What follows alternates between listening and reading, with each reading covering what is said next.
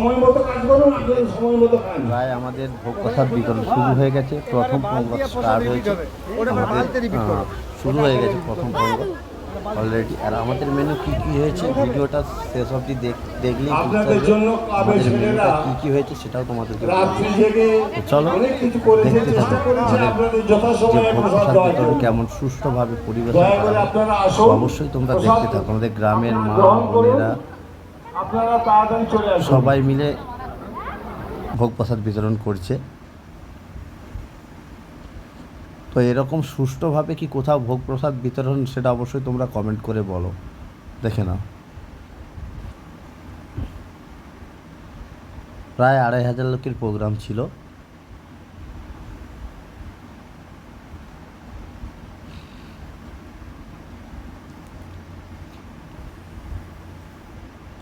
আর ভোগটা হয়েছিল আমাদের সরস্বতী পূজা হয়েছিল অনেক দিন আগেই হয়ে গেছে।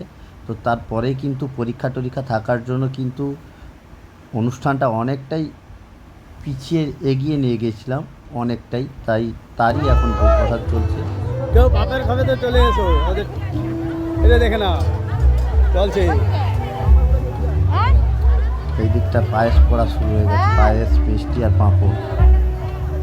তো চলো সবাই আবারও এটা অন্য পঙ্গতে চলছে খাওয়ার। চলো এবার রিভিউটা নেওয়া যাক। আমাদের রান্না কেমন আছে? খুব ভালো, খুব ভালো। আচ্ছা কি কি মেনু ছিল? কোথা চোখ, তারপরে আলু ভাজা, ভাত, তারপরে হচ্ছে শাকের তরকারি, ঘন্ট, আর হচ্ছে ছিল আমাদের এঁচড়ের তরকারি, হ্যাঁ, আর কি? আর হচ্ছে চাটনি, পায়েস, মিষ্টি, পাঁপড়। আর কিছু? না আর জল? আরে জল আমি খাইনি। জল বাড়ি গিয়ে খাবো। Eat healthy, stay happy, stay updated